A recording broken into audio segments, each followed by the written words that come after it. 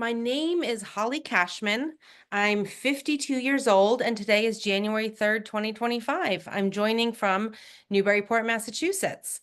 That was a little bit of an oral history joke because that is how every oral history recording should start, with the narrator talking or sharing their name, their age, the date, and their location. I was trained as a sociolinguist and not as a historian.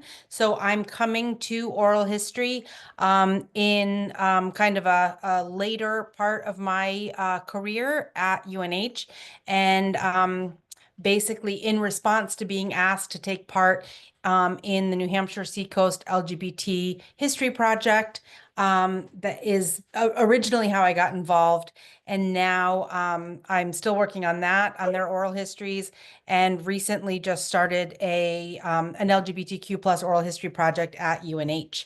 And I'm going to use some examples from that project later in the workshop today. And hopefully if we have time. And I'm also open to any questions. So I just wanted to kind of start out with this idea of best practices, just really a kind of high level view of the things that I'm hoping we can talk about more today. And then we can go into more detail on any of them as you're interested, or as you want to bring in questions or examples. So it seems maybe like it's not super connected to interviewing specifically, but I wanted to start out with the interview best practices with something that needs to come, or a few things that need to come way before the interviews. And that is being really specific about articulating a project's goals, because you will rely on that when you run into issues that might come up in later stages. So that's really important to do kind of before, and to, I mean, not only to think about before you get started, but also to kind of revisit and engage with throughout the project. Background research, I think this is one of the kind of overlooked parts of oral history, especially if you are a member of the community. You might not necessarily think you need to do extensive background research, but it is, the more you can know going in, the better. And we'll talk more about that later. Identifying and recruiting good narrators. So we'll talk a bit about what makes for a good narrator, and how to find them and entice them to participate in the project. And then identifying, recruiting, and training good interviewers. You might already have folks in mind before you get started. You might be planning to do the interviews yourself.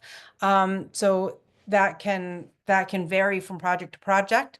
And then the kind of meat of the actual interviewing, figuring out what you're going to ask and how, practicing and preparing for the interview, kind of that ability to be flexible during the interview and deal with what comes up, and what is kind of expecting the unexpected. Other ideas people have. We're also going to talk a little bit about after the interview, before the end of this section of the workshop. Any other ideas people want to chime in at this point? Things that they want to talk more about or think about? Other best practices? Trying to see how I can see more of you. Okay, there we go. Okay, I'm not seeing any hands or seeing anyone unmute themselves. Okay, so I will jump on to the oh, I did see, however, that there were some more comments in the chat. Oh, okay. Interested in how to incorporate oral history in an exhibit space. That's really interesting. Working with oral histories with residents in town for a few years, always looking to improve. Okay. and best questions to ask. Excellent. Okay, thank you for adding those in the chat. For Lee about the exhibit space, I think that might be more something we'll touch on in the third workshop in the series. But definitely don't hesitate to bring that into today's workshop if you're interested, especially if you're not able to come to the next workshop on the 17th. Okay. So back to best practices. Kind of the identifying the mission. This is something that you're going to probably start with, but maybe not unless you're grant writing for support for the project, and you're needing to kind of be very specific, you might not think as specifically about some of these questions, but they will help you later on in that kind of the question of how to make the interviews good and meaty and meaningful. And that is just to kind of identify what is the purpose of the project, what are the methods and strategies that the project will employ, who is the audience, who are you doing this project for, who do you expect to be the audience for these oral histories, and what will this project do for the participants and for the community? Kind of what is the benefit of the project? And being able to articulate that is something that is really helpful when you're looking for organizations that can collaborate with you when you're trying to recruit narrators, being able to articulate the benefits of the project. And also, how will the project be made available to the public? That's also something that, these aren't just going into a dusty box, never to be seen again, that this will be public, and that's the goal of oral history, is to add to the historical record. And so knowing that in advance, the participants can decide whether they want to become narrators or interviewers or volunteers for the project. I have a couple of examples that I found of oral history projects in New Hampshire that had a kind of mission statement on their website. So this one is the New Hampshire Supreme Court Society oral history project, and they say the oral history project is a living history project. Its purpose is to record and preserve the historical experiences and perspectives of members of the New Hampshire bar and judiciary. It also aims to educate for only when we understand how the law has evolved in response to important social changes can we truly appreciate how our justice system functions. A tidal wave of change has occurred in the legal profession over the last century. Recording now the recollections of those who have lived through this transition is therefore critical if we are to preserve fully New Hampshire's civic history. Our hope is that these oral histories will help foster a greater understanding of the legal system and its role as a force for good in today's society. Enjoy. So just an example of a mission statement and kind of how it can be used to communicate to the public the purpose of the project and the audience for the project. Another one I found as an example is the Speak Out Oral History Project, which is documenting the history of the LGBTQIA plus community at Dartmouth College, and their oral history project kind of about section on their website. Speak Out is an oral history project dedicated to recording and preserving the history of Dartmouth's LGBTQIA plus community. All Speak Out interviews are conducted and audio recorded by specially trained undergraduate students under the guidance of project staff. Interviews become part of the Dartmouth College archives and are publicly available at Rauner Special Collections Library and online. Speak Out collects the stories of the Dartmouth community, broadly defined, former students, administrators, faculty, and staff, with memories that document an aspect of LGBTQIA history at Dartmouth.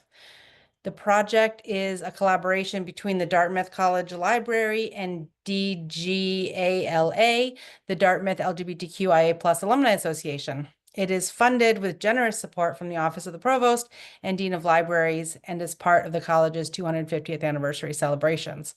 So just another example of kind of an oral history project's statement of mission, goals, vision, and how it's used kind of this would be on the website, right where you're able to access their oral histories.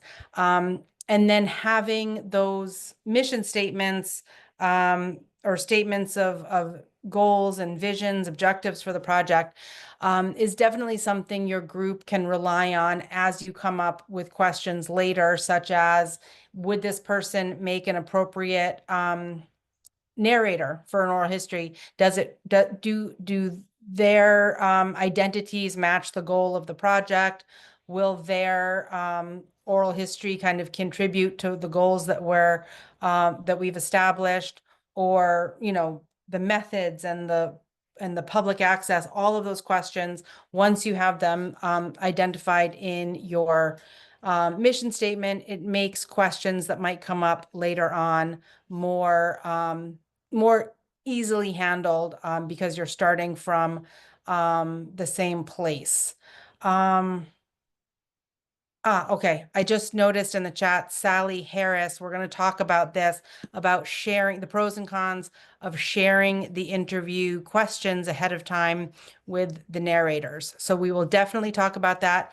And don't hesitate to jump in when we're talking about it if you have specific questions. Any questions? Actually, I should have said any questions before we go on about mission statements or how that relates to the interview. Okay, I don't see any hands, but jump in if you want to, as I said, anytime. So we talked a little bit already about background research, but this really is a way to set yourself up for success, to get as much as possible out of the interviews by really getting to know as much as possible about the individual, about the topic, about the community. Summer and Quinlan, who wrote the manual, the oral history manual, I have the reference for that in the resources at the end of the presentation. They write, interview preparation lays the foundation on which to build the oral history. And that is that preparation definitely includes background research. So what is available on the topic? What is the broader context for the project? Where can you find more information, whether it's local experts, your local library, archives, archives of community organizations, newsletters, websites, talking to individuals in the community who have expertise or experience. And then I'm a list keeper, so I'm always doing a running list of important name, dates, events, a bibliography so that I can remember where I've been and what I've found there. Kind of an annotated bibliography with just the reference or the website and then a short description of what it was. Questions that I'm curious about, things that I want to find answers to, or questions that might find their way into the interview outline is another thing I keep a running list of. I also keep a list of like side topics, things that occur to me that are interesting that aren't related to this project, just so that I don't get the two mixed up. And then keywords, names of organizations that can be helpful not only in asking questions, specific questions, but also in, if a narrator can't think of a name or a place or an event or an organization, and you've done your background research, you might be able to say, oh, was that the historical society, or, oh, was that you might be able to help prompt them to remembering what they were trying to say. I think it's easy, of course, to get caught in the kind of idea that you need to keep researching and figuring out when you're actually ready to start scheduling interviews. That can be a hard decision or a hard moment. And just because you've started interviewing doesn't mean you have to stop researching.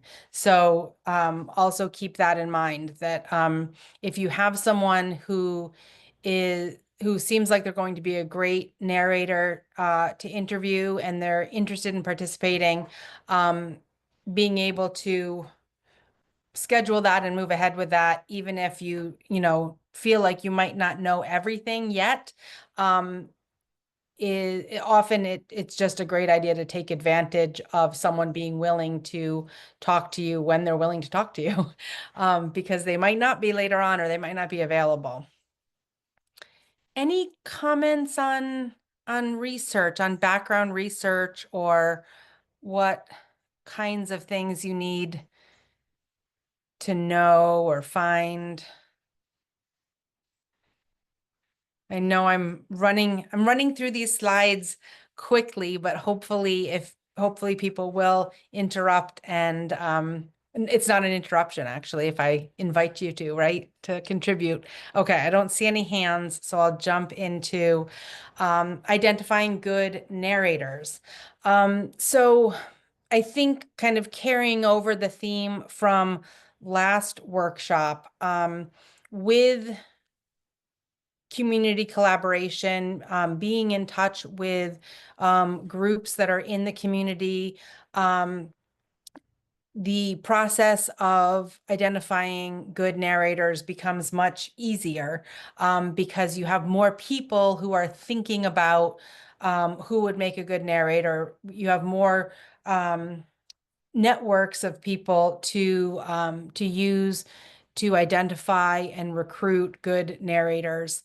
So leveraging those community contacts, but also kind of building that trust and that relationship with community leaders and organizations, kind of as you're preparing the project, as you're doing your research, is really important. And then having some kind of materials, whether it's an online flyer, whether it's print flyers or both, where you're sharing kind of what the objective is, using that statement of mission that you've created, who you're looking for, other details about participating, but having kind of something tangible, either physical or online, that you can point people to who might be willing to think about it but want more information. And also having a good idea of what participation involves. So being able to tell someone very specifically, we'll have a 30-minute phone pre-meeting. We'll schedule an in-person recording session that usually lasts about 90 minutes. Being very specific about what you're asking for, because it might seem obvious to you once you've been involved in it for a long time, but it is something that's likely to be totally new for the person that you're trying to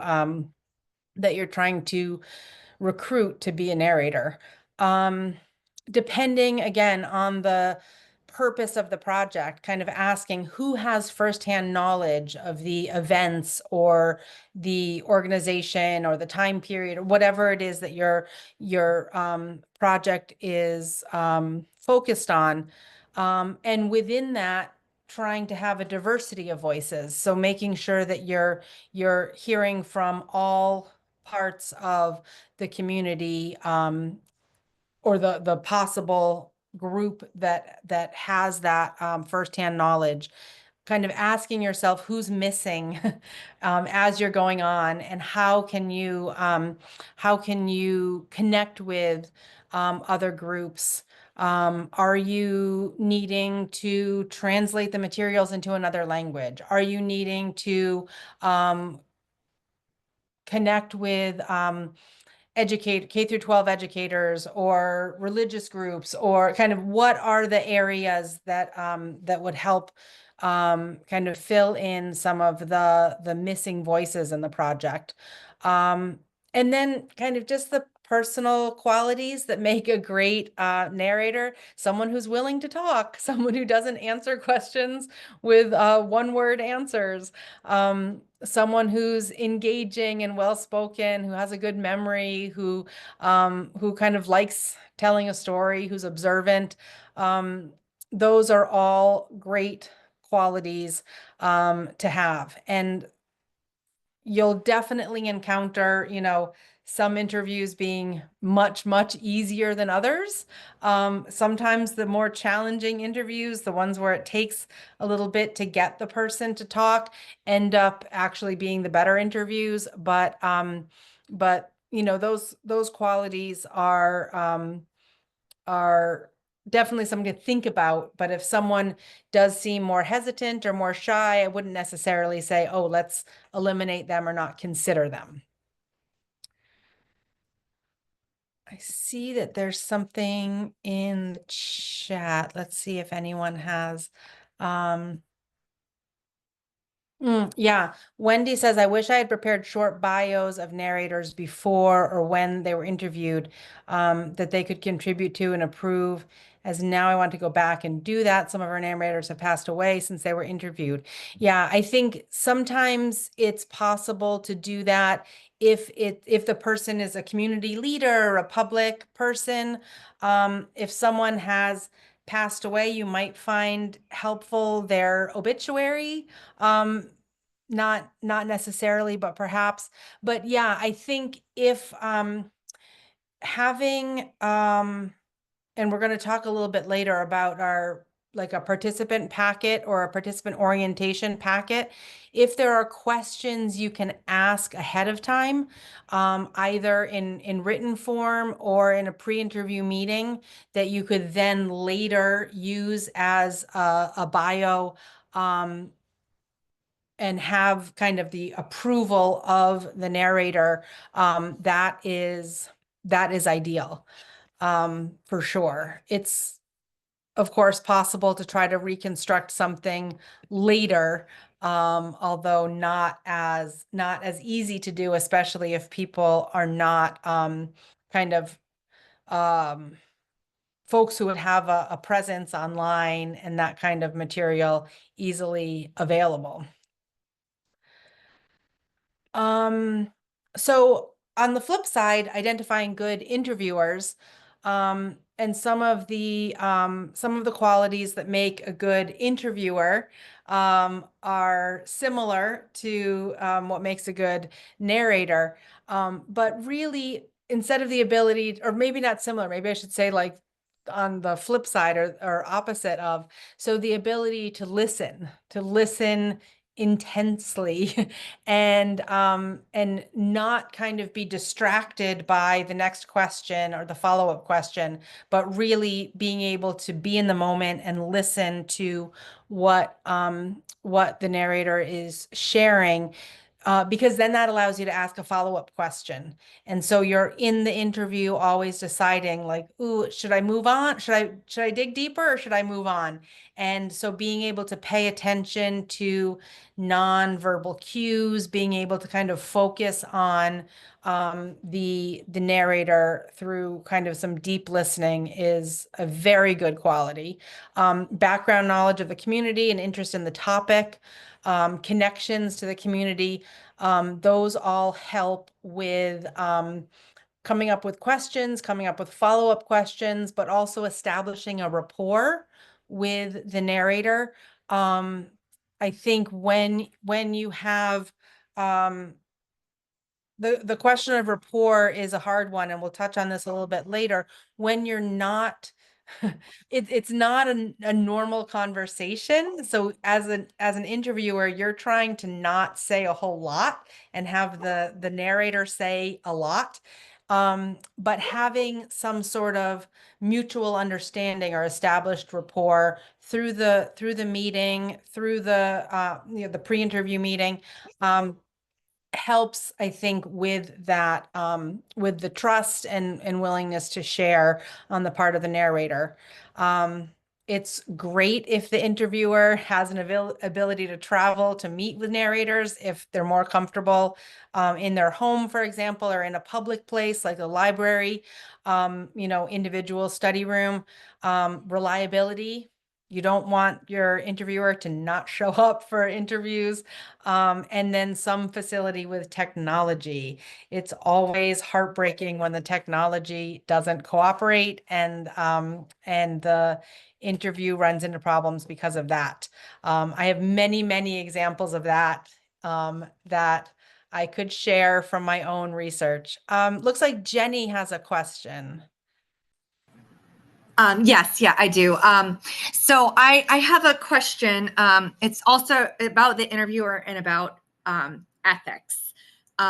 So I'm very interested in disability history, and I don't know if you have seen Lost in Laconia, and I feel like that's kind of an oral history project, but it was conducted by someone who I feel he knew the people there, and that included he was a part of the community. He wasn't necessarily somebody that was he wasn't disabled himself, but he was part of the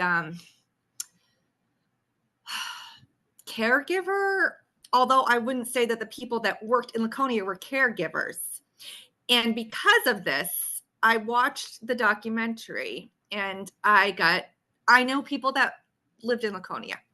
And I got very upset because he was part of this community. I feel like when it was done, he let people get away with saying things. And then perhaps this is something that an historian could have helped with the background information.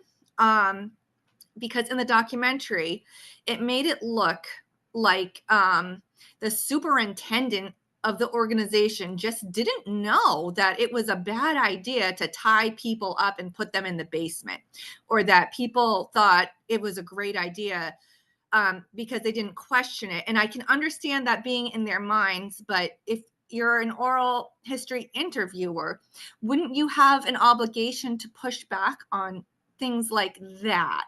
I think it's a great question, and we're going to get to the kind of in the interview moments, what happens when kind of difficult things come up in the interview.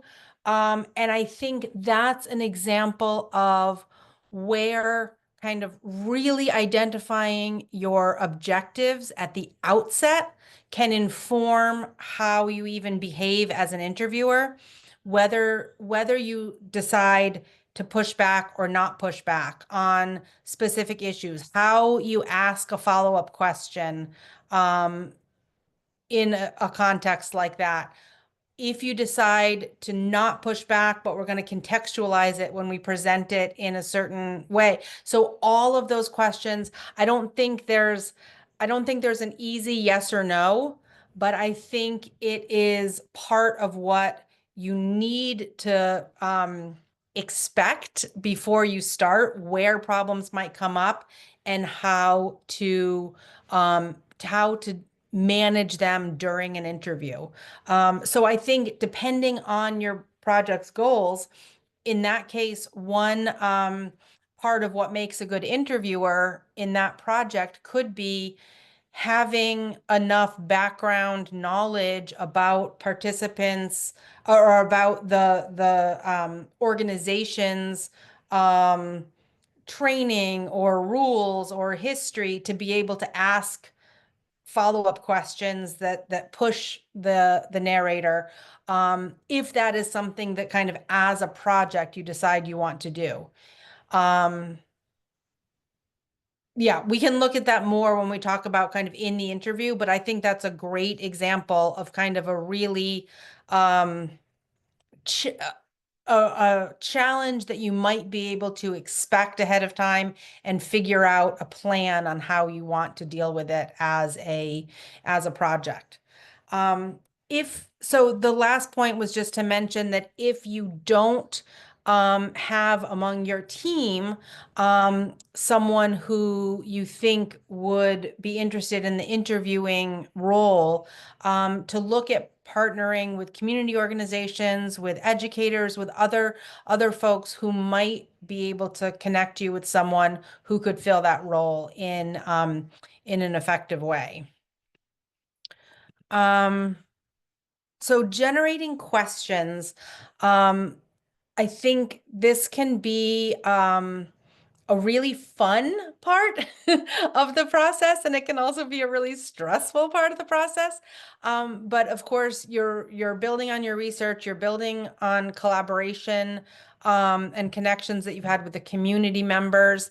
Hunter, who is joining us from the Voices of Pride project in the last workshop, mentioned specifically collaborating with community members or with narrators to come up with the questions.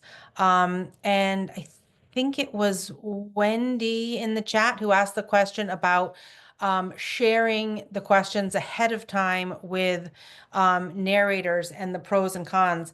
I I strongly believe that the oral history method is not kind of like a gotcha surprise on the spot kind of approach. And the more narrators can be prepared for what questions they're going to have, the better the interview will be. So I very much advocate for sharing the questions ahead of time, either in writing in a participant orientation packet, or during a pre-interview meeting, which could either be on the phone or Zoom or in person. But having that familiarity and then having some time between when you do that pre-interview meeting or share the packet and when you record the interview, so that the narrator can maybe do some thinking about the questions, including like reminding themselves of dates or I'm terrible with dates, so I would want to write down things like that so that I would be prepared, and having your narrators be able to do that ahead of time is great. So when I'm thinking about a new project, I usually start thinking about the topics first. What are the topics I'm interested in including? And that comes again from the mission, from the goals of the project, and then try to formulate really open-ended questions under each topic. So rather than asking kind of yes, no questions or questions that are not inviting extended discourse, I think of questions that are like, tell me about this, or how did you feel at that point? Or, questions that are more um, open-ended and that really try to get at that subjective experience or the narrator's understanding of events. And I try to think of follow-up questions ahead of time, either generic types of follow-up questions like, oh, that's really interesting, tell me more about that. Or, oh, do you have examples of that? That kind of blah, blah, blah. And then also specific follow-up questions, like if they don't say X, Y, or Z, maybe ask that. Um, and I always like to include some kind of catch-all questions to give people the opportunity to answer questions that I haven't asked, because they might have something that they really want to share and I'd really love to hear, but I haven't asked the right question to get at it.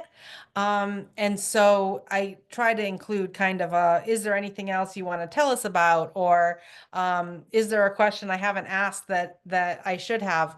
And then sometimes that can feed into the interview outline for future interviews as well.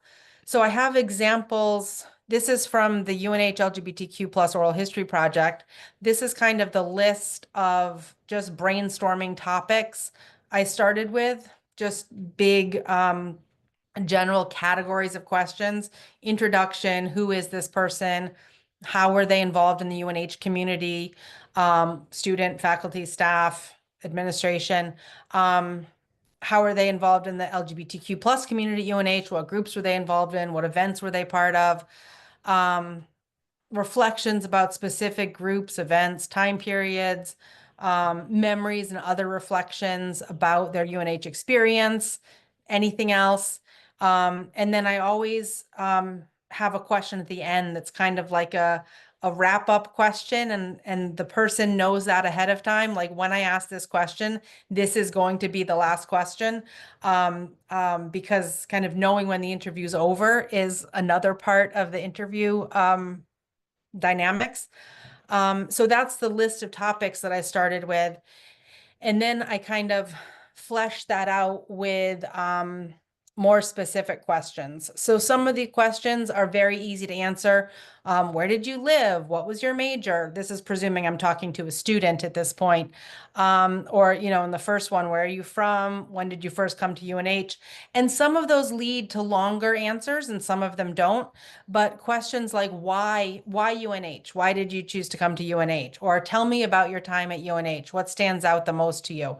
Um, Tell me about how you found the LGBTQ plus community. What do you remember? Those questions are kind of inviting stories, inviting longer reflections rather than just like yes, no, facts, dates. And those kinds of things can also be good follow-up questions, like when was that, or what year was that? If people haven't mentioned that, you can ask those specifics as follow-up questions.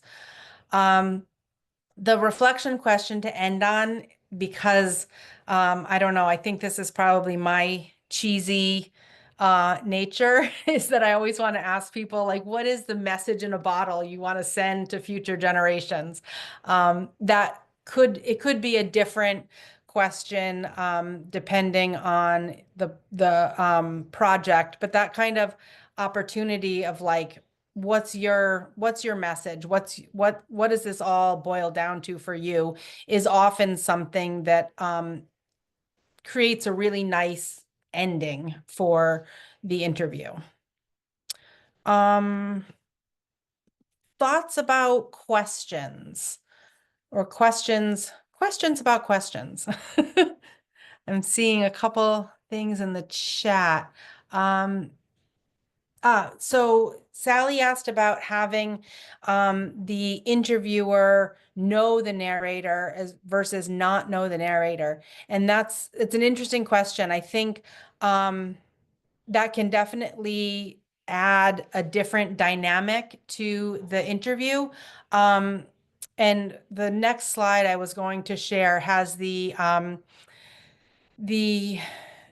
kind of traditional one-on-one interview format, where the interviewer doesn't necessarily know the interviewer, although they could know each other, versus kind of the StoryCorps model, where the interviewee and interviewer know each other and they've kind of brought each other into the interview intentionally. And that can definitely, it again, it goes back to the goals of the project. If the project is kind of intergenerational storytelling or community building across differences, or those kinds of goals, it could definitely be an advantage to have the interviewer and interviewee have a relationship outside of the project, and bring that into a recording situation.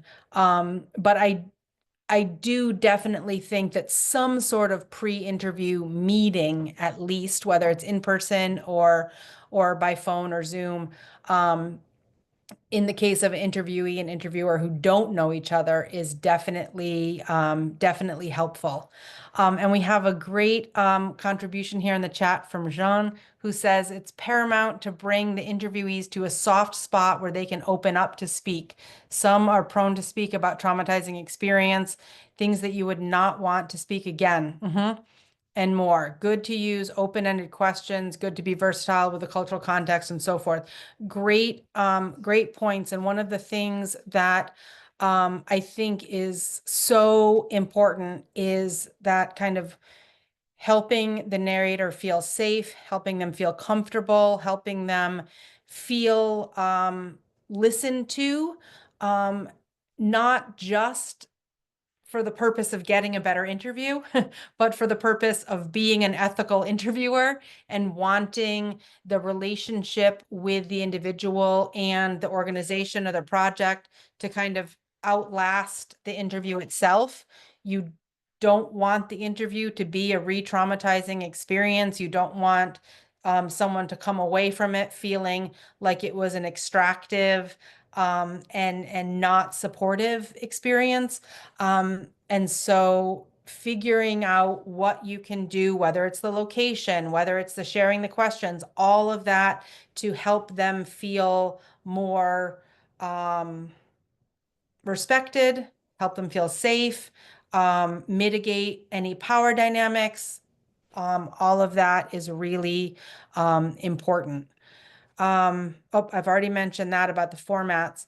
Um, I think some of this goes without saying, but if you're obviously able to test the equipment and practice with it beforehand, that will help you relax and will hopefully avoid any tech issues. Oh, I see there's a hand. Karen. Yes, I I think I hit the clap button before Oh, rather than the hand. Um, I just had a couple comments about the whole pre-interview thing. yes. I noticed in our particular project, one of our people really liked doing pre-interviews, and she often did them with people that she already knew. Mhm. In one occasion, she was interviewing a husband and wife, and had a really good pre-interview. Um, and then afterwards, we did it in two steps. The second part would be to go back with a videographer and videotape the interview. Um, so in that case, they decided they did not want to be videotaped, and then they didn't want to have the interview used at all. So we lost all the things that they had said because she had taken notes on it, but we couldn't use it. Yeah. So the second instance was with someone who she knew very well, and during the pre-interview, he talked a lot about all different things, and then when it came time for the interview, it was a lot shorter. And I think he felt that he'd already said a lot, so he wasn't going to say it a second time. So what I had was what came from the videotaped interview because she wasn't writing up her notes or her interview. She was having me look at the videotape, and then I was using Live Transcribe to transcribe that interview and then write it up from that. So I felt in both those cases we kind of lost things that we would have gotten otherwise. So Yeah, those are great examples. And I think the challenge of the pre-interview is to not kind of get all of the stories out and then have the person feel like, oh, I already said this. And um to kind of get a sense of what they want to talk about without doing a whole interview before the interview. That's really a challenge because especially if you know the person, but even if you don't know the person, if you're interested in their stories, you want to hear them, but balancing that in the pre-interview is a challenge. I've had the situation where I've had, because of technical issues, had to redo an interview and had that same experience of, oh, it was so much better last time. But the sound was terrible, so we had to redo it. And right, and losing an interview because the person decides afterwards that they're not comfortable with it being part of the public record it's a bummer. It is a bummer. However, it's also what we have to do, right? We want the people who are participating in the project to be releasing us to use these interviews as part of the public record in a free, and we don't want them to, in a free way, we don't want them to feel constrained or pressured. And that means that sometimes we lose really great stories, but having kind of that, so we're in the pre-recording right now, but going to the post interview, that kind of, that last point of sharing the recording with the narrator, going over any questions that came up, things that weren't clear, things that you think might not be right, that they might have gotten someone's name wrong or a date wrong or an event wrong, kind of giving them a chance to correct the record, but also giving them a chance to decide that they don't want to have anyone else be able to hear this. And that's really hard when that happens. But it is part of doing the project in an ethical way. Yeah. Thank So you. during the interview, some of these things that have kind of been brought up by Karen, by Jean, being, and we've already touched on a little bit, but being attentive to someone's nonverbal cues, when to follow up or when to move on, um, reacting appropriately to potential issues that might come up.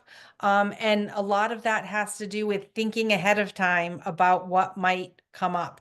Having a time limit in mind and knowing when to wrap it up. Does the person seem tired? Does the person seem frustrated? Are the answers getting shorter?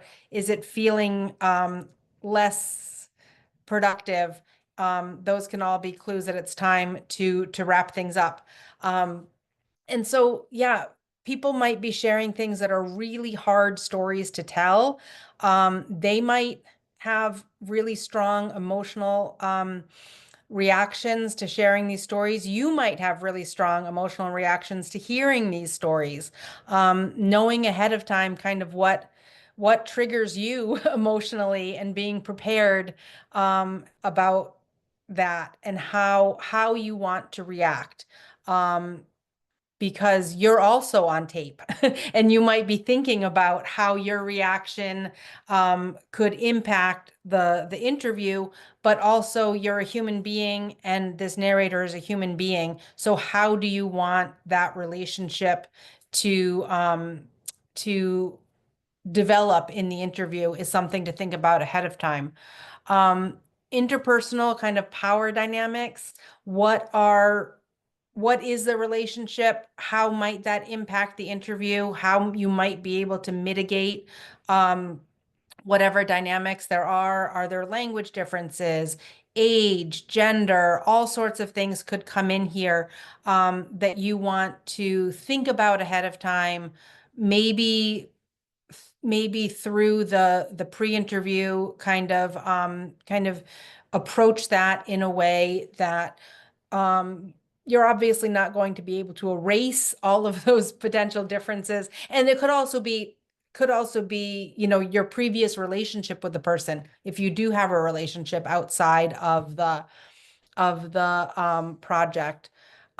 What happens if they disclose some personal information that maybe they wouldn't want to be part of the public record? What happens if they make disparaging comments about a third party, and you're not sure what's going to happen with that? Are you liable for, some kind of lawsuit if you're publishing this and they've said something about someone, criminal allegations, or disclosing that they did something illegal? What should you do about that? How to plan for that ahead of time? Problematic language, terminology that might be considered offensive by people, how to handle that in the interview.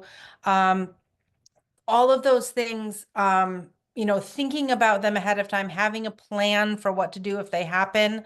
I don't necessarily have an easy answer or recommendation for any of these, but just the recommendation would be to think about them ahead of time because they very likely will happen. And then if they don't happen, great. You've spent some time thinking about something you didn't have to think about, and that's not a bad problem to have. I see there's some comments in the chat. Any suggestions for how to deal with disparaging mentions of third parties if they come up? We haven't had that happen yet. Kathy says, I can share the interview release form. Fantastic. I'd love to be able to share that with people. And should a disclosure agreement permission be obtained before the interview? Great questions. So starting with the last one first, I think generally a consent form is usually done before the interview. And if you're going with the consent, informed consent, institutional review board kind of framework, which generally oral histories don't. If you're going with the release form, deed of gift, that kind of approach, that usually happens after the interview. At least that's been my understanding, that you would do the release form after the interview. And then with the condition that someone does have the ability to kind of decide not to go forward after having done the interview.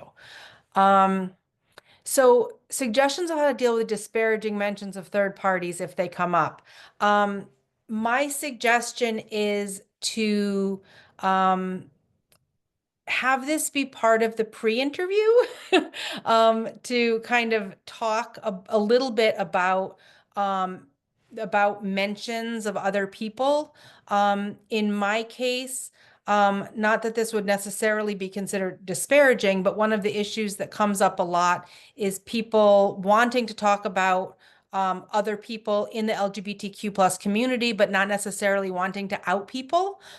Particularly if these are people that they knew a long time ago and aren't currently in touch with and don't know their current situation as far as that goes. And but also with kind of disagreements and politics within the LGBTQ plus community is where it's come up for me. And generally I generally tend to not want to interrupt someone or disagree with someone or have it be part of the interview. If it's possible to kind of talk ahead of time and you see that this might be something that comes up, and kind of mention that as an issue, so that it's not something that happens as a surprise during the interview. If there are specifically contentious issues that exist in the community or around a specific event that you want more information about, then ahead of time that this might be happening, and you can think ahead of time as a project with your collaborators.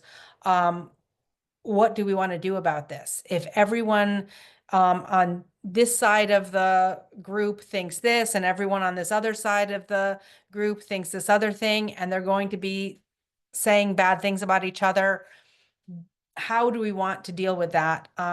And having a plan ahead of time and something that you can work into the pre-interview meeting or orientation packet that would be my suggestion. But things always do come up as a surprise too. And especially when a person is mentioned by name, it is something that you want to talk about with the organization that will be archiving, publishing, managing the database as well, because they might have certain rules or restrictions about what they're willing to publish or not publish. There have been lawsuits related to oral histories. I don't think there have been a ton of them, but especially now that things are published online a lot, it might be more frequent.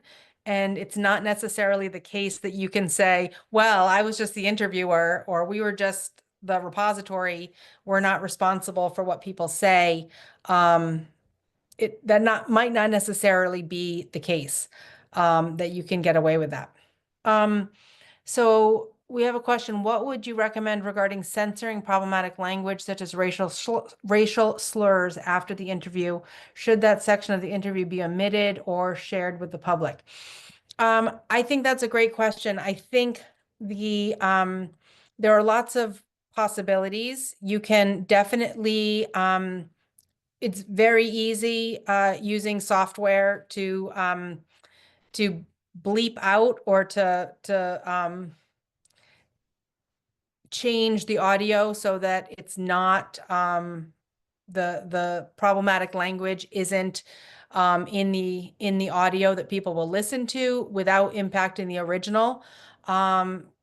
You can choose to have it not in the audio, but in the transcript. You can choose to present it in the transcript, but with dashes or asterisks or whatever to, not have the full word there.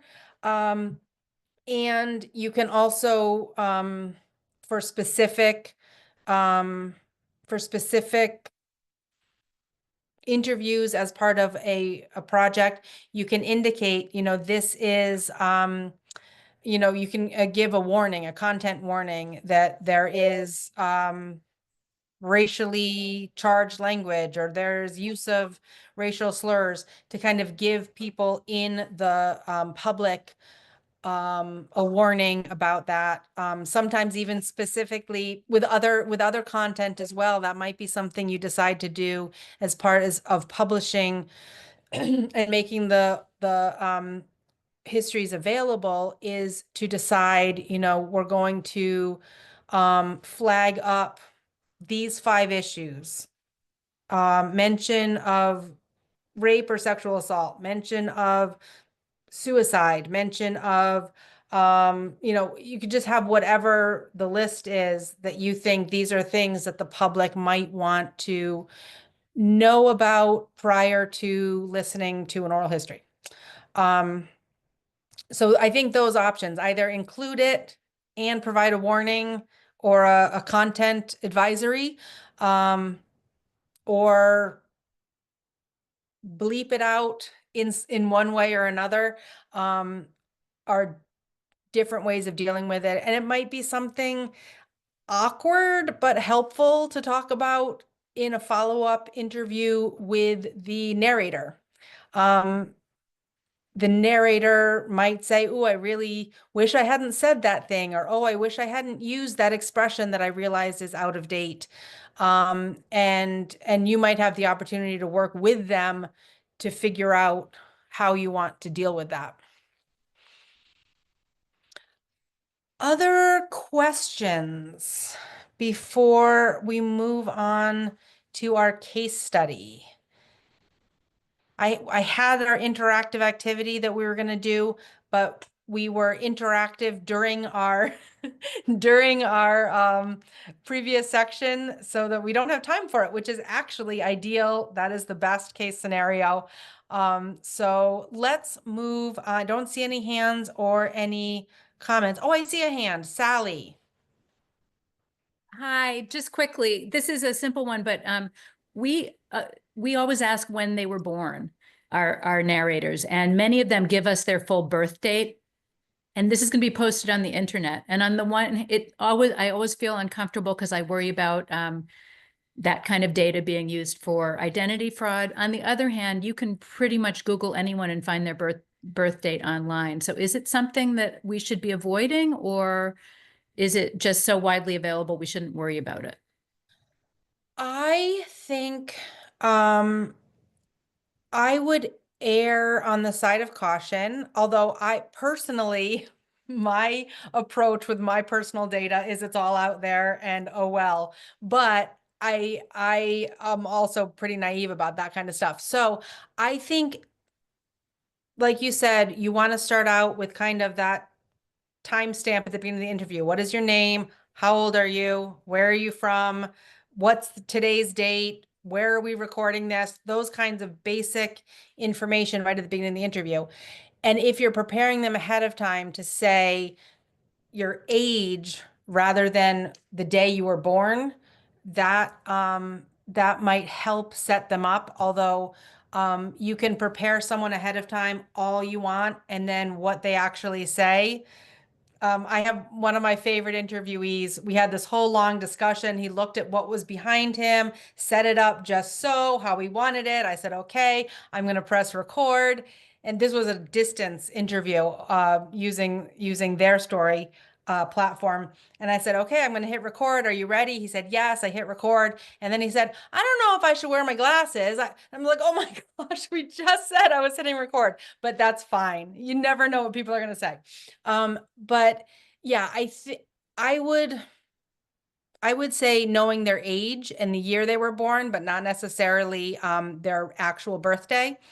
Um, I think people are savvy enough now not to share things like their social security number or other really problematic information. But yeah, birthday, I would say, is on the lighter side of the gray area. Okay, thank you. Other questions before we jump in? Okay, if I'm not seeing any other questions, so I'm going to go in and I'm going to spotlight, as I learned last time is the right way to do it. I'm going to spotlight our three guests who are here from the Overcomers Refugee Services Oral History Project. And I will ask you all to introduce yourselves and talk a little bit about your project. I'm going to go ahead and start, Holly. Oh, Kathy, can I interrupt just to Sure. encourage people not to wait until the end? Please put any questions you have in the chat as we're going along. And after their brief presentation, I might ask a couple of follow-up questions and then I'll open it up to participants' questions. So please don't hesitate to put your questions in the chat before we start. Oh, and I see that someone from Nashua Historical Society has a question. Can you hear us? Yes. What's the question? Should I go this one? Done several interviews with older people in the community. I'm wondering an ethics question. If there's controversial comments, controversial language being used by someone who may be mentally impaired or is simply older, is that ethical? Is it should those comments be kept in, or should you err on the side of caution and say maybe they didn't mean to say that on the record? It's a really hard question. I think the question of kind of how aware the person is about what the interview is, how public it will be, how it will be available to people. If you're not confident that they understand that and that they're kind of informed enough and able to consent, I would be concerned about using that or using that interview or making that interview public. And I think the question of if they understand how it will be used, if they understand how it will be available, and do they, after the interview is done, you've had a follow-up meeting with them where they've been able to listen to the interview, maybe encourage them to listen to it with their family members and then say, how do you feel about this? Is there anything that you're not comfortable with? Kind of as a follow-up.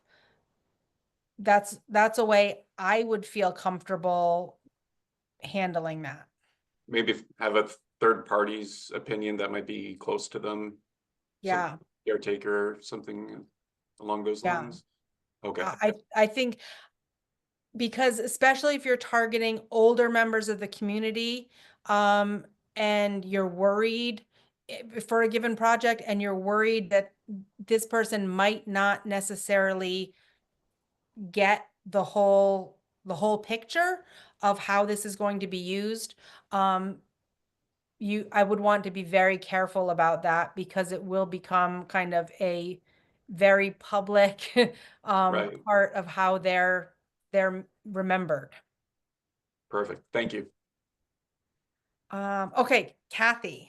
Oh, yes, Kathy, thank you so much. I do want to stop sharing. I appreciate you noticing that. Yes. Okay. Great. Well, I'm just going to set this up, and then Jean and Clement are going to be speaking most of the time. I'm still seeing the slide, Holly. Did you want to Oh. take that down? I tried and failed. Let me Oh, try there again. we go. Perfect. Okay, good. Perfect. Yeah. Yeah. Well, first of all, it's a great workshop. I kind of wish we had access to this kind of opportunity about a year ago. And that's when we started our project. So some background: Overcomers Refugee Services is a nonprofit organization in Concord, New Hampshire. It provides support to refugees and immigrants throughout New Hampshire, but primarily in Concord. Most of our clients come for help, and most of those clients are refugees that have been settled through the U.S. State Department through the Refugee Resettlement Program. Clement Kagugu, who you'll meet, founded the organization in 2013. He came to the U.S. in 2006 from Rwanda, and he'll tell you a little bit more about that. Our project is called Resilient Voices, Stories of New Americans in New Hampshire, and it was funded by the New Hampshire Humanities, and following discussions between Clement and Michael Goldman. I'm just a volunteer with Overcomers. I do a lot of work with grant writing, and that's how I got involved. But Clement and Jean were really the two main kind of players in pulling our project together. We're just about at the end. All of the filming is done, and we're kind of doing some wrap up kind of tweaks with the credits and title pages and so on. So let me go ahead and Clement, could you kind of give your introduce yourself? Yes. Hi, everybody. My name is Clement Kigugu. I am a founder and executive director of Overcomers Refugee Services. I came here from Africa, Rwanda, as a refugee myself. And after, a few years, I started working with the resettlement agency, helping a refugee like me. And I saw the need in community. So that's how I take my personal initiative to start this organization. It was a very small from a church member, and then it grow because we saw people coming in church just not because they wanted to worship with us, but because they wanted a service. So that's how we expanded the service to welcome everybody and to separate the organization with the church. After we, start receiving the refuge from around the world, like Afghan community, now we have Ukrainian. We may expect other people from other countries. So now we welcome everybody, refugees and immigrants. I think that's pretty much. So the organization will grow as we have volunteer and board member and staff who work in office. And Jean. Yeah, good morning, everyone. My name is Jean Hakuzimana. I live in Concord. I live in Manchester, but I work in Concord. I was privileged to collaborate on this project as well. My background is in media and communication. but also community development policies and practice. It has been a great project to collaborate on. On the side of that, I'm also the founder of NH Songa, which is poised to bridge the gaps between New Americans and the community that is hosting them. Thank you. Great. Thanks so much, Sean. Just a little bit of background about the project. As I said, New Hampshire Humanities provided the funding for this project. It's part of a bigger effort with some federal money. You know, we kind of pulled together our presentation, not exactly, you know, Holly talked about kind of understand where you're going with this, and we're still figuring that out. I mean, the New Hampshire Humanities was kind enough to kind of get us going with this without us having a clear picture of where this will end. And I think this will be, so it's a little bit of an organic project. It's a really critical project every day that passes. As you know, immigrants, refugees in particular, are getting a pretty bad rap these days. So capturing these stories is really important. It's not about making you feel sorry or pity or anything else. It's about really what came out of this is showing the resilience of these people and the value of these people to the community. So every day it becomes more and more important. I think some of the big lessons that we can share, and most of this will be a discussion, but a big part of this, and Holly talked about it, is trust, right? How do you get the trust of people to share some really intimate and difficult stories and the trauma they've experienced? Basically out to the world, and especially in some cases where English is not a strong language for them. So Clement, I'm going to ask you if you could just share a little bit of background about how you were able to bring people to this project and then get to the actual selection of what we call narrators. I call them storytellers, but narrators for this project. Can you share with us? Yes. So, the Overcomers Refugee Services has the existing women group where we meet every once a month to discuss different topics. So we already really build the relationship with the community, not only the service we provide, but also the workshop that we organize all the time. So we already have the contact. So it was easy for us to communicate during those events that we always organize. Also, we use the platform, social media. We have WhatsApp group where we send information to more than 100 people. So it's pretty much easier to call out people. This time, the session that we organized was not only women group, but it was everybody who wanted to attend. So we have really big turnout of people. And then we invited Jean, who did the presentation to people, how they can tell their stories. And from there, some of them decided not to really share their stories, but other people were eager and very excited to share their stories. Jean, can you tell us a little bit more about that meeting and what kind of questions, concerns people had, and how you convinced them to tell their story? Yes, I think that the storytelling is part of the African culture.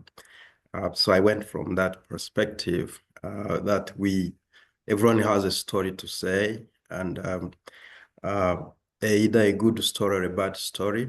But in the interest of the audience, that's where I started with the conversation. So we need to tell the story of how we survived, of how we managed to make it, because at the end of the day, we try to compare two lives, here and there, and the process between.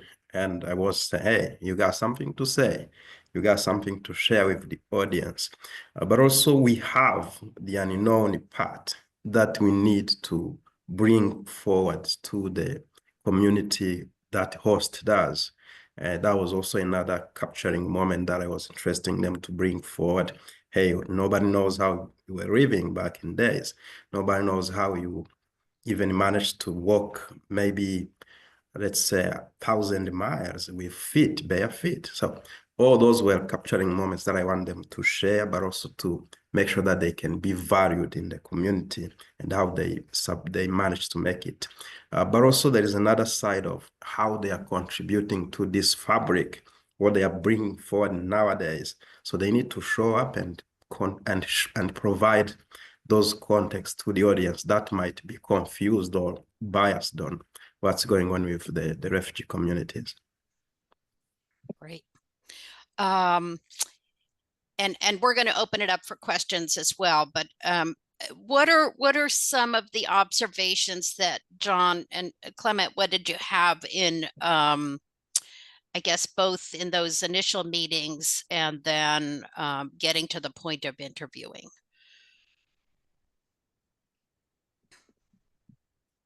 You want to start, Clement?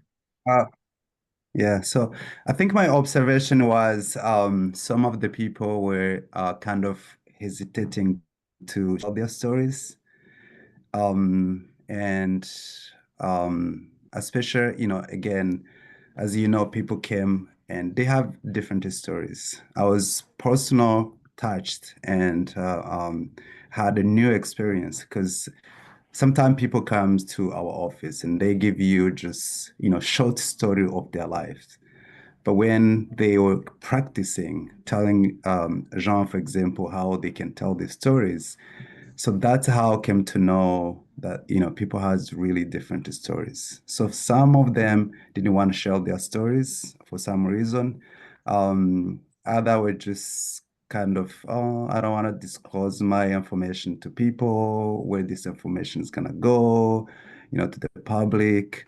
But, I saw some people really hesitating to share their stories, but there was other people who are ready to go. I want to just tell my story. I want people to know where I came from and who I am right now. So it was mixed, but it was Yeah. a good experience. Yeah, if I may add on that, there is a saying in Kinyarwanda that says, when you survive a thunder, thunder, a thunder, you've got something to say. So you can feel that in the room that many have survived the thunder and they have something to say, but also you can lead into the lines that some are yet to survive the thunder. They are still living with internal trauma, internal experiences that they don't want to share. They are still having the remembrance of back in days that they don't want to bring forward because they can't grasp it anymore. So all those were the lines that you can lead across the room.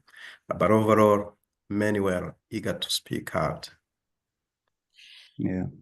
How did you, Clement, maybe for John, John conducted the interviews.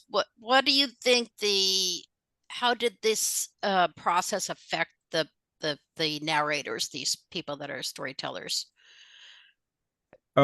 Many ways. But what I can say is the narrators or people who are being interviewed, they may speak and it's hard to stop. So that can tell you something. Maybe a psychologist can understand that better.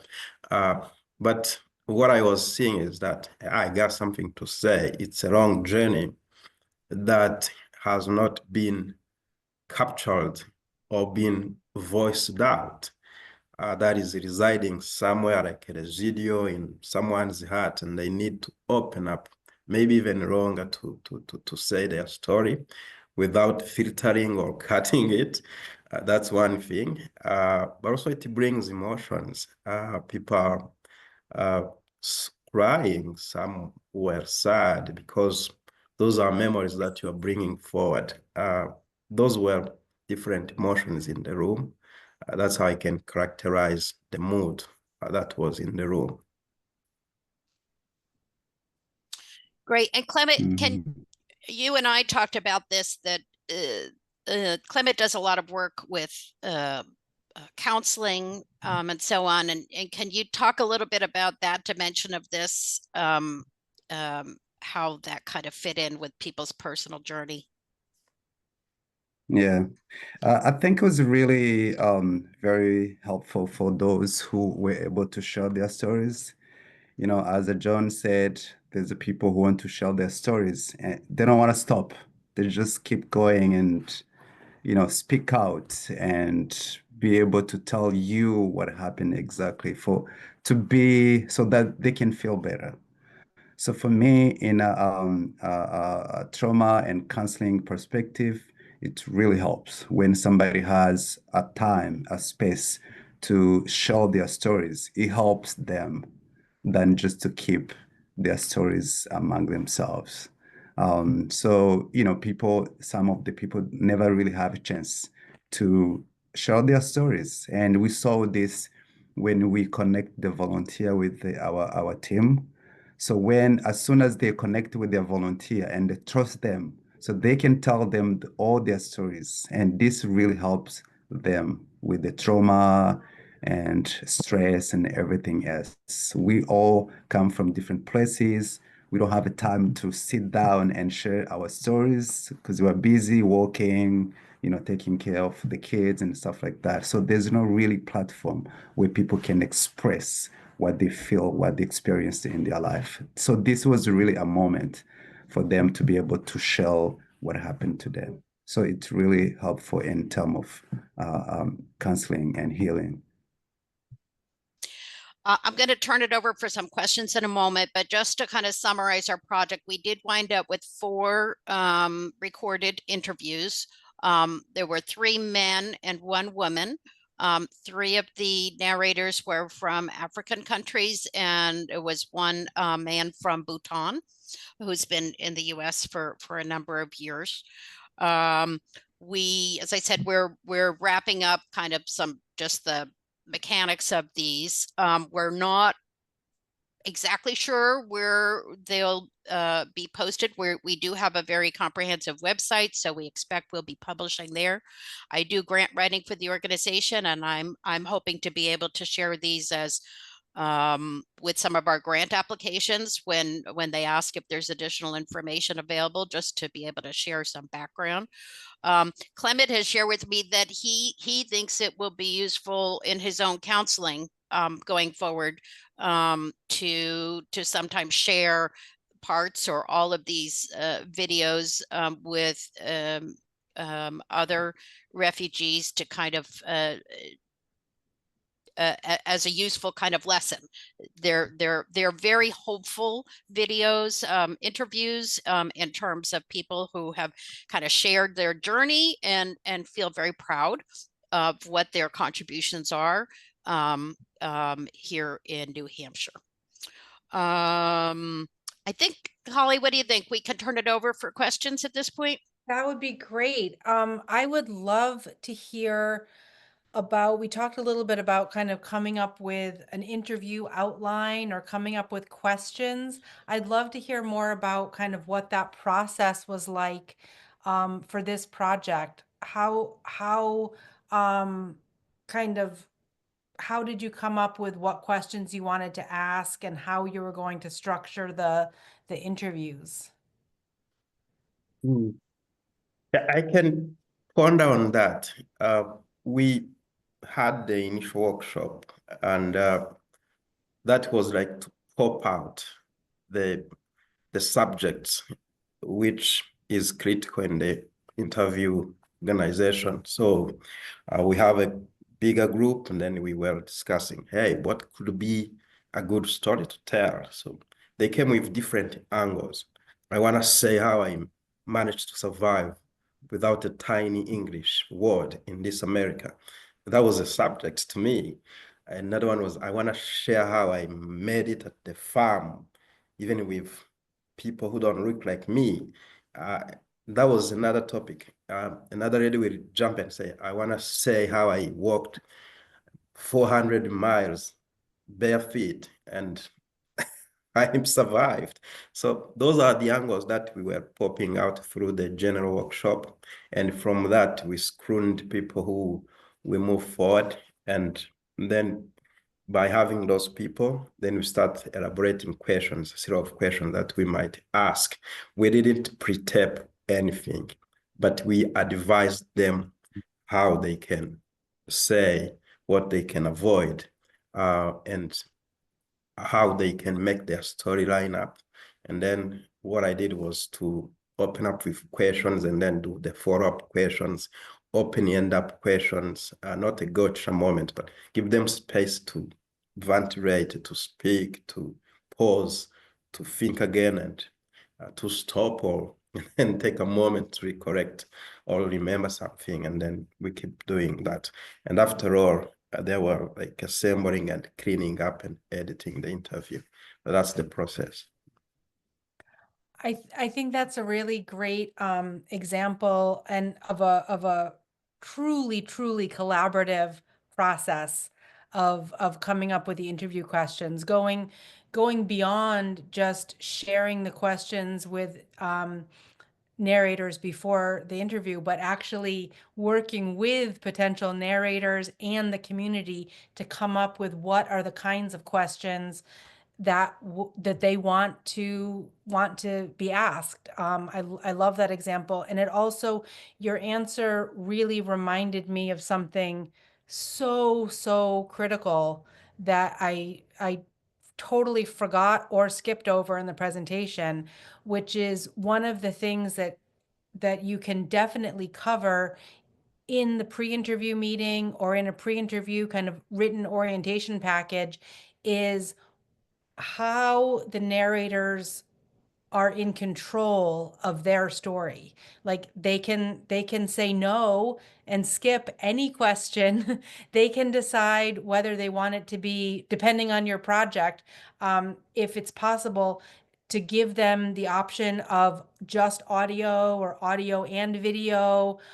Just the transcript even is something that people might be more comfortable with, that the audio or the video wouldn't ever be published, but the transcript would be available. But the idea that yeah, you can pass on any question, you don't have to feel forced to answer anything, I think is a really important point, because having them be in control of what they share for their story, especially in a project like this, but in any project, I think is really important. Sally asked in the chat, how long were your interviews? You mentioned that your storytellers kind of, once they started to talk, they really wanted to talk. Did you have a time limit? How did you manage that?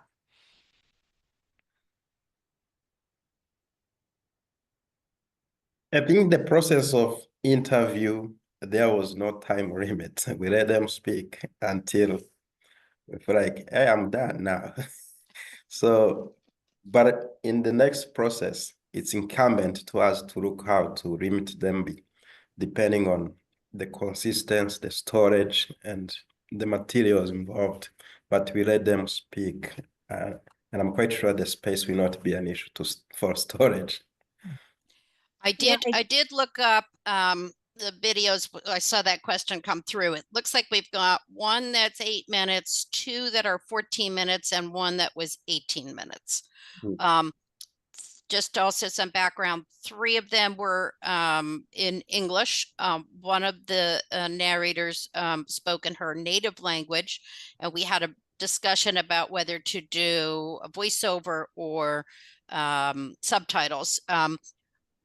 We wound up, and that's one of the things we're cleaning up, with a little bit of both. And so we're pulling that back and just doing the voiceover. We have a very good clean voiceover.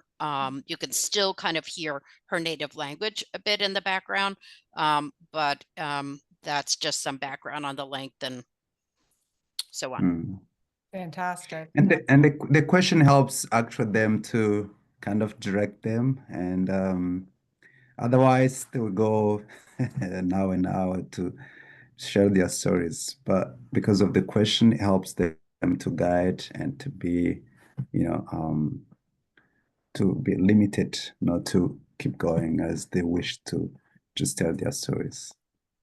And that can be really kind of a big challenge, I think, when, you know, along the same lines of Sally's question, when you have a specific project and then a narrator starts kind of going off into another topic, Yeah. whether you want to let them keep going or whether you want to kind of bring them back. That's one of my major weaknesses as an interviewer. I want to let people keep going and then leave it up to the listener to, especially now with technology we have, that we can put an index and you can skip, and you know, you don't have to listen to the whole thing. And you can fast forward or whatever. But yes, I have examples in my history projects where you know, it's about Portsmouth, New Hampshire seacoast, and the person spends 10 minutes talking about going to college in Kansas. And it's like, but I didn't want to cut it off and risk missing something really important about their life or that they wanted to share. And sometimes it happens early in the interview when people are nervous too, that they start talking about something and have, it's harder to bring them back. Karen had a question about, you mentioned having a volunteer listen to each person's story. Did each of the four people have a different volunteer, or did Jean listen to everyone's story? Was that the listening to the story, maybe that was like the pre-interview preparation element? Was that during your, Clement and Jean, was that during your workshop meetings that you had people kind of sharing some stories, or? No, I think I mentioned about volunteer. So we connect, that's the program that Overcomers has. Oh, okay. It's not a part of this project. I see. So that was kind of part Yes. of what Overcomers does as an organization, Yes. not specifically part of the oral Yeah. history. I Yeah. get it. And during the Yeah. workshop, what we can say, everyone would tell us kind of a trailer. If you were to tell us a story, what would you say in a few minutes? And then you'd ask others, do you feel that's a good story? So that was the interaction in the room. And then, oh yeah, that's a good story. Maybe she can add this. Maybe she can do this and this and this and this. That was the interactive part of the workshop. I love that workshop part of it too, as you're kind of already getting a sense of how the community, because you're ending up with four stories that are going to represent a much broader community. They're kind of, in a way, like vetting who will be their spokesperson and how they will be represented to a broader public. And so it kind of comes with kind of an endorsement of the community. And other people probably got to share their stories internally in that workshop, even if they're not going to eventually be recorded and public. And that's a great part of it too. I love that process as kind of an empowering process, and that bringing it back to the idea of oral history as being something that's community building and relationship building, and not just this extractive process. Yeah. Anything? No, I was, Oh, go ahead. sorry. No, I was just saying, you know, I was even myself, you know, very surprised to hear the stories about the people who were in that room, even though they didn't have decided to share their stories on video, but they did share some of their stories, which was really helpful in that session. Yeah, I think that's great. Mm. Any piece of advice you want to share with people as they're starting their projects? Anything you wish you had done differently, or something you wish you knew at the beginning of the project that you only learned partway through? I guess I'll share something. I wasn't involved in the production, but as I looked at the the final project. We have one of the videos that is done. I think, Jean, if Fistos is at his apartment or workplace. It's somewhere other than the That, Overcomer's office. And that was his his apartment. apartment. And it's a very Yeah. cool apartment, but he's got in the upper corner like a TV monitor, and it's showing some sort of slideshow, which may be hip, but it was very distracting, you know, to when I'm watching the interview, I'm thinking, what is that? What is that? So, you know, some basic videography kind of rules. The other interviews were done at the Overcomer's office. They were very static. It was a nice background, and that was less distracting. So that's just a Yeah. tip from my point of view. Yeah. And my experience, to be honest with you, it's really time. So we kind of had a limited time for John and for ourselves, but this takes so long. So, you know, organizing the session, that's one thing. So people starting storytelling, it's another part of people where they need to get ready. So do I need to sell this?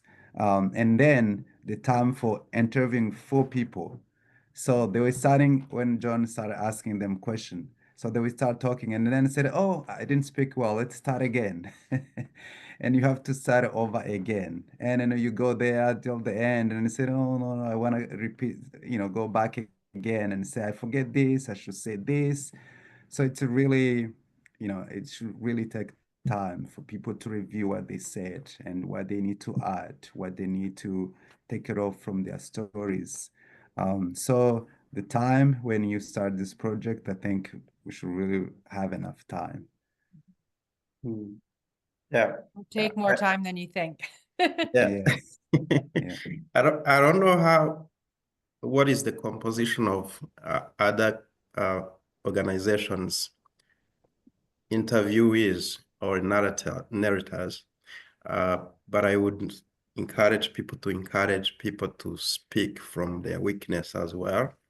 It's okay to go from your weakness and make a point. It's a good story as well. People are afraid to speak their weakness sometimes because they don't feel like it's going to be a good story, but there is a story in the weakness. That's what I can add on. Wow, I think another, lesson is that we had someone like Jean who comes from immigrant refugee background, who works in communication, knows how to kind of pull those pieces together and encourage. So there's a lot of trust. I mean, this was a project that very much depended on trust with Clement and with Jean. They were not strangers. Yep. Yeah. I think that's a great point, that there was already the community. You were drawing narrators from an established community.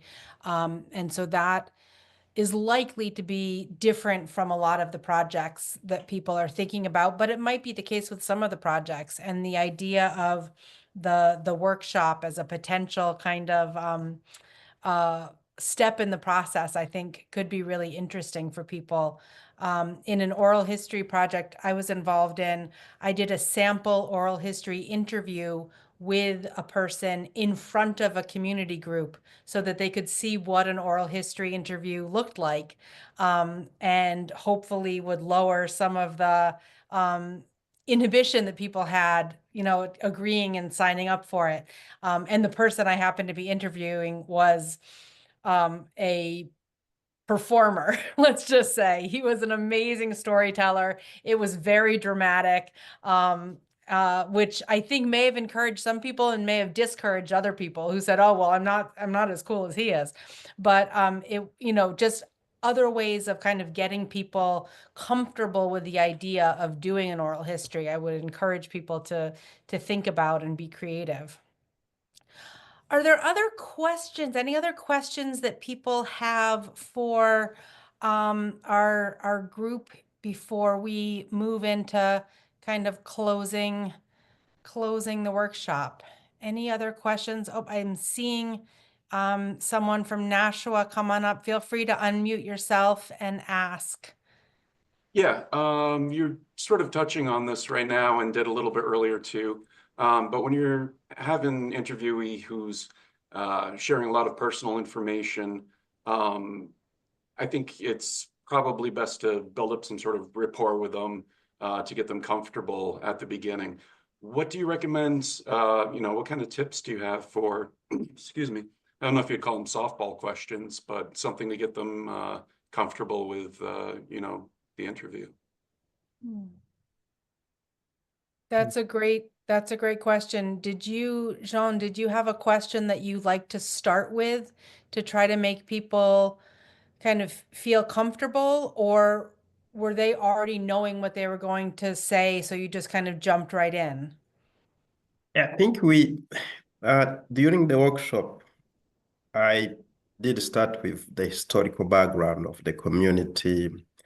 I don't know how to call it, if this word applies in English, to ginger, kind of bringing the ginger into the room, to spice the workshop, the conversation, to put people at ease, hey, we made it, you look great, so what happened? So, I mean, those culture nuggets that you want to bring in the room so that people can feel like, hey, we're going to have a wonderful conversation. It's not like a hard thing.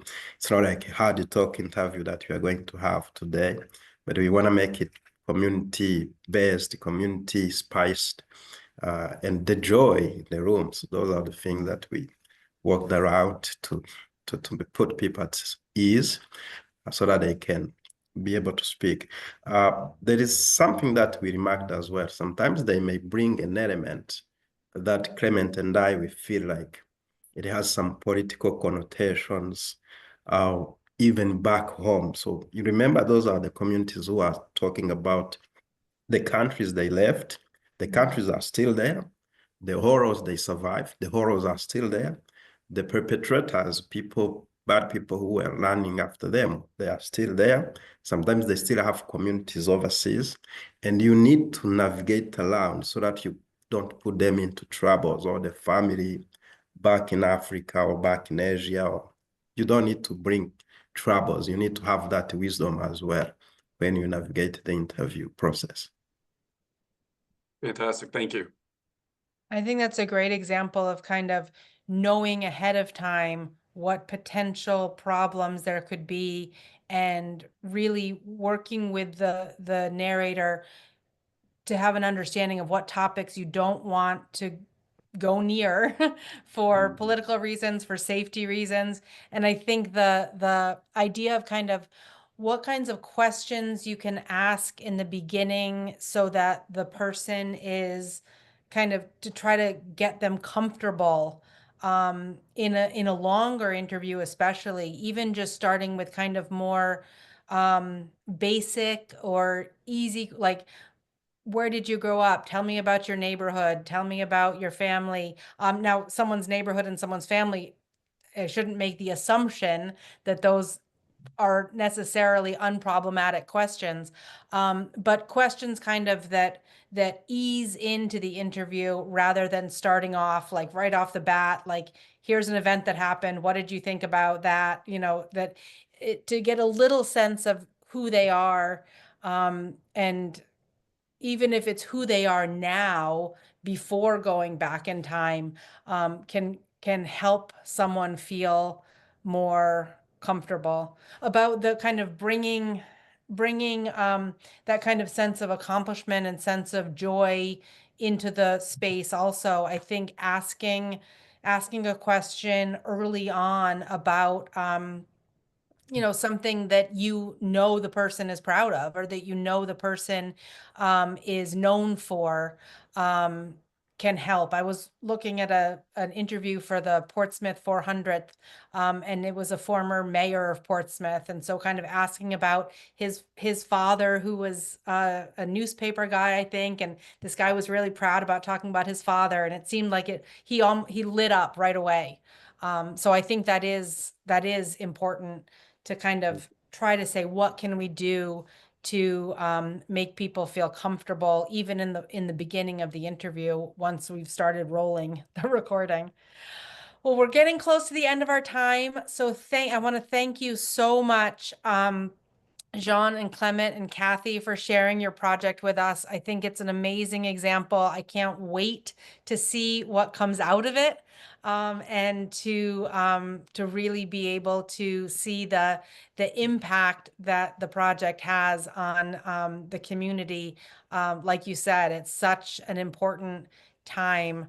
I'm trying to remove the spotlight from all of us so we can go back to everybody. There we go. And I can share, it really, I think seeing kind of a variety of different projects and a variety of different ways of dealing with the same questions is is so important. And I encourage you, one of the things that I really encourage people to do is to go out and look at other oral history projects. So in this Google Doc, which I'm going to copy and paste the link in the chat, I have some resources and follow-ups, as well as the info from that about that book that I mentioned, the oral history manual. But though I just included a couple of examples of oral histories that happen to be New Hampshire based, but I really encourage you to find oral histories out there that are related to the topics or your approach that you're interested in, and listen to, read a bunch of them before you start your project, because it will be a great way to learn what you want to do and sometimes what you don't want to do. I definitely say, if you listen to many of my interviews, you think, oh yeah, I'm not going to make that mistake. She mentioned that one in the workshop. I've also included my email. Feel free to reach out if you have any questions or things that you'd be interested in talking about. Katie has already had to leave for another meeting, but I wanted to also mention quickly that I think she put a link to the survey in the chat way at the beginning of the meeting, but you also will probably receive a follow-up email from New Hampshire Humanities with a link to a survey. We're very excited about hearing your feedback, good, bad, and everything in between. Because we might be doing more workshops like this in the future, so it will be good to know what was useful and what additional things we might be able to do. And then on January 17th, we still have space in the third workshop in the series. The third workshop in the series is basically looking at, so now what? You've recorded the oral histories, and now what are you going to do with them? So we're looking at how to make them publicly accessible, how to have the biggest impact you can with the oral history project. And we will be talking some technology, we'll be talking some ethics again, we'll be talking some examples. Hopefully Karen and her colleague Michael from Newmarket will be joining us to talk about their project. And there is still space available. I think Katie put the link in the chat at the beginning of the workshop if you want to register. I'm trying to copy it and talk at the same time, and I will hopefully succeed in that. I might have, let's see. Let's see. Yep, there we go. I'm not, oh, there we go. Someone from New Hampshire Humanities is already on it. Good. And otherwise, if anyone has a final question or comment, I am more than happy to invite you to unmute and share or ask.